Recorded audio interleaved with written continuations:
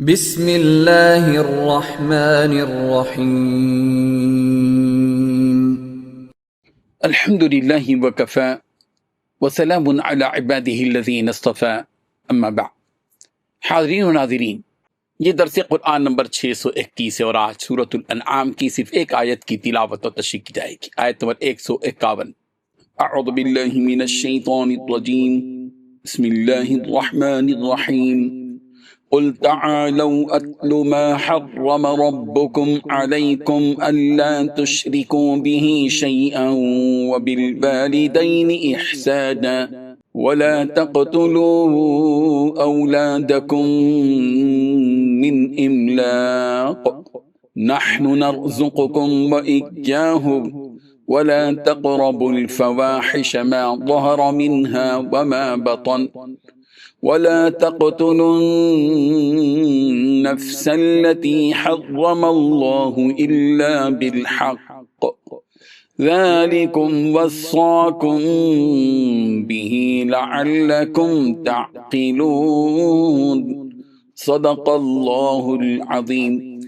لفظی ترجمہ یوں ہے، قل کہہ دیجئے، تعالو اتلو، آؤ میں پڑھتا ہوں، ماں جو کچھ حرم حرام کیا، ربکم تمہارے رب نے، علیکم تم پر، اللہ تشرکو بہی شیئا کہ شریک نہ ٹھہراؤ تم اس کے ساتھ کسی چیز کو، وبالوالدین احسانا اور والدین کے ساتھ احسان کیا کرو، ولا تقتلوا اولادکم اور تم قتل مت کرو اپنی اولاد کو، من املاق مفلسی کے ڈر سے، نحن نرزقکم ہم ہی تمہیں رزق دیتے ہیں، وَإِيَّاهُمْ اور انہیں بھی، وَلَا تَقْرَبُوا الْفَوَاحِشَ اور تم قریب مت جاؤ بے حیائی کے کاموں کے، مَا ظَهَرَ مِنْهَا جو ظاہر ہوں ان میں سے، وَمَا بَطَن اور جو پوشیدہ ہو، وَلَا تَقْتُلُوا النَّفْسَ الَّتِي اور تم قتل مت کرو اس جان کو، التی حرم اللہ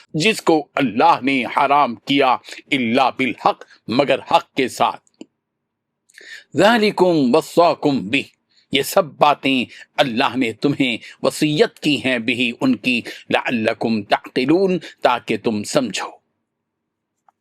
ترجمہ یوں ہے، کہہ دو کہ لوگو آؤ میں تمہیں وہ چیزیں پڑھ کر سناؤں جو تمہارے پروردگار نے تم پر حرام کی ہیں۔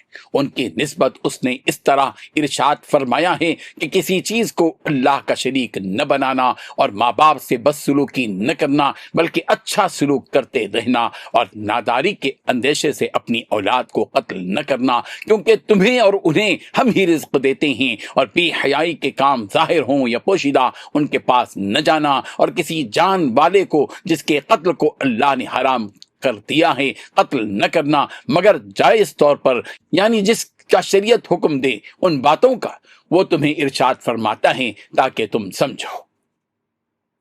اس آیت میں 8 باتیں بتائی گئی ہیں۔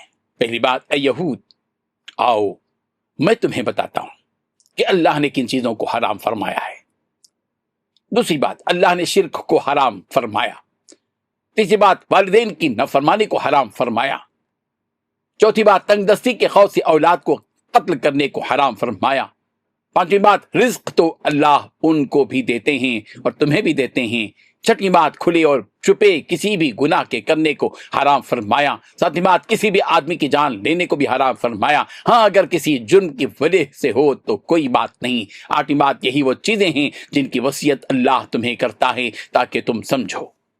حاضرین و ناظرین، اللہ تبارک و تعالی یہاں وہ چیزیں بتا رہے ہیں جو خود اللہ نے حرام کی ہیں، تو آپ علیہ الصلوۃ والتسلیم کی زبانی انہیں بتایا جا رہا ہے کہ اے یہود آؤ میں تمہیں بتاتا ہوں کہ اللہ نے کیا کیا چیزیں حرام کر رکھی ہیں۔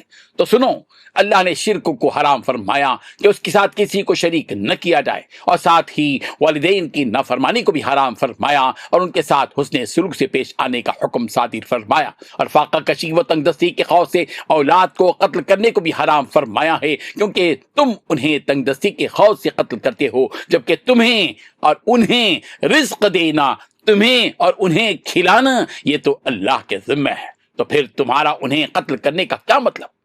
ابن جریج رحمہ اللہ نے کہا، ان یہود و مشرکین کے شیاطین انہیں حکم دیتے تھے کہ تم اپنی اولاد کو مار دفنا دو، ورنہ تم محتاج اور فقیر ہو جاؤ گے۔ اور اسی کے ساتھ ساتھ یہ بھی فرمایا ہے کہ تم نہ کھلے گناہوں کے مرتکب ہو اور نہ ہی پوشیدہ گناہوں کے، یعنی کھلم کھلا بھی گناہ نہ کرو اور چھپ چھپا کر تنہائیوں میں بھی گناہ نہ کرو۔